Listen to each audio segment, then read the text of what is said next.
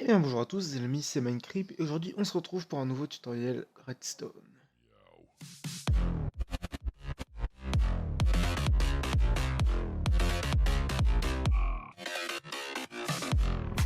Et donc aujourd'hui on va aller voir d'un côté pour aller sécuriser votre base, votre entrée ou n'importe quoi que vous voulez faire en ajoutant une sorte de carte à mettre dans votre porte pour qu'elle s'ouvre.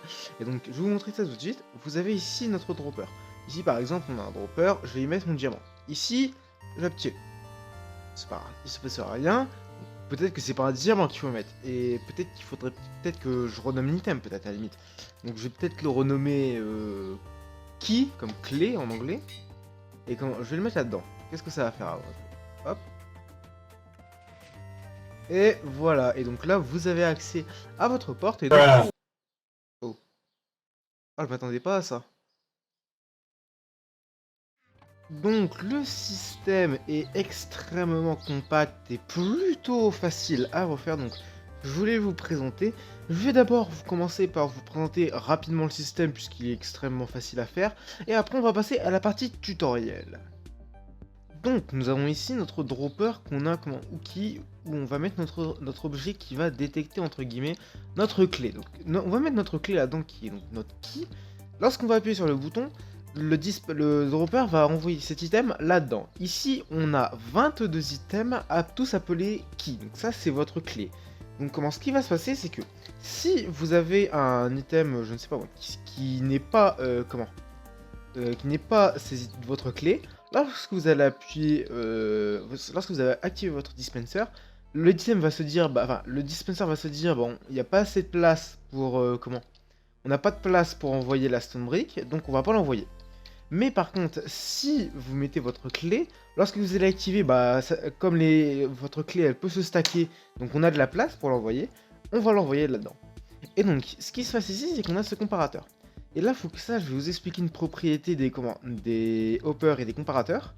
Un hopper, un comparateur qui est relié à un hopper émet 2 de puissance lorsqu'on a 23 items. Donc en fait, il émet 1 de puissance lorsqu'il y a entre 1 et 22 items, et 2 de puissance lorsqu'il y a entre 22 et 38, je sais plus du tout le chiffre après. Et donc là, on a 22 items. Lorsque vous allez envoyer votre clé, ça va passer à 23 items. La redstone ici, elle va gagner 1 de puissance ici, ça va désactiver la torche ici. Ça va désactiver ça va désactiver ce fil de redstone qui va activer à la fois ces deux torches. Cette torche là, c'est qui va aller être reliée à la porte ici. Je vais pas vous faire un tutoriel sur la porte, mais je vous mettrai un lien vers un tutoriel dans la description si ça vous intéresse.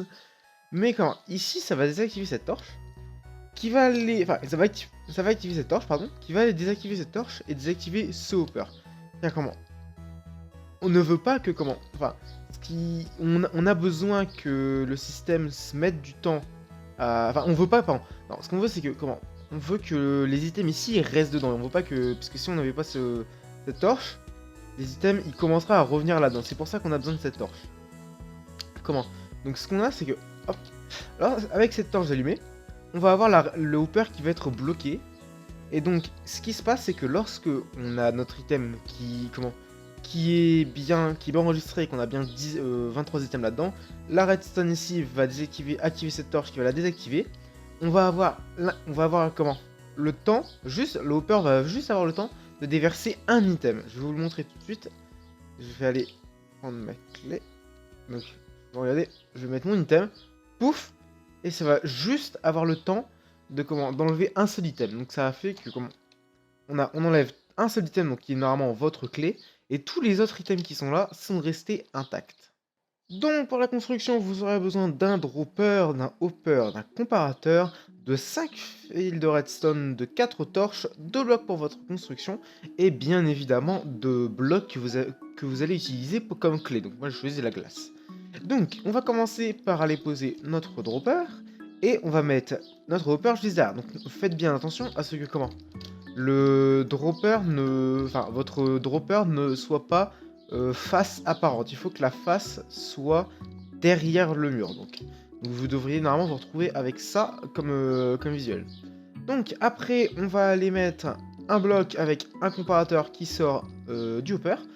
On va aller mettre 2 blocs avec de la redstone dessus. Une torche qui fait face à ce bloc de qui fait face à cette redstone et avec une torche dessus. On va mettre 3 blocs avec de la redstone qui devrait être allumée. Et donc là on va avoir un petit problème, cette redstone va s'alimenter avec celle-ci. Donc on va couper nos blocs et donc là notre problème est résolu.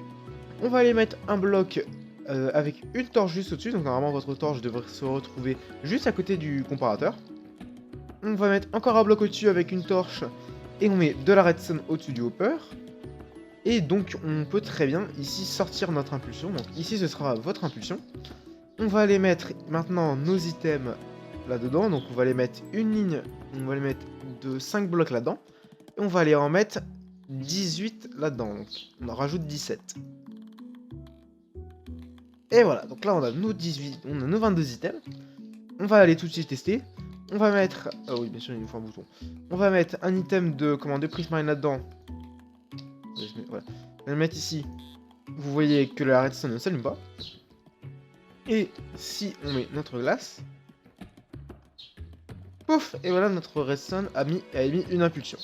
Donc, si vous voulez, vous pouvez bien évidemment faire une... une mémoire qui va faire en sorte que... Si vous voulez, comme une impulsion, entre guillemets, de levier... Vous pouvez bien évidemment faire ça. Comme ça. Et donc, lorsque vous allez mettre votre glace, la redstone ici va s'allumer. Et donc, ici, vous pourrez prendre votre impulsion ici, par exemple. Votre redstone restera allumée. Et le seul moyen de désactiver la redstone, c'est par une autre impulsion de bouton. Par exemple, si vous voulez mettre une porte, vous pouvez très bien remettre une plaque de pression derrière ou un bouton. Et lorsque vous activerez ce bouton, votre redstone se désactivera et donc normalement votre porte devrait se fermer. Et donc bien sûr, si vous voulez rendre encore plus sécurisé pour votre porte, vous pouvez bien évidemment prendre des items et vous pouvez prendre des items, donc là je vais reprendre de la glace et les renommer. Donc par exemple, on va les mettre... hop, vous mettez n'importe quoi sur le clavier. Hop.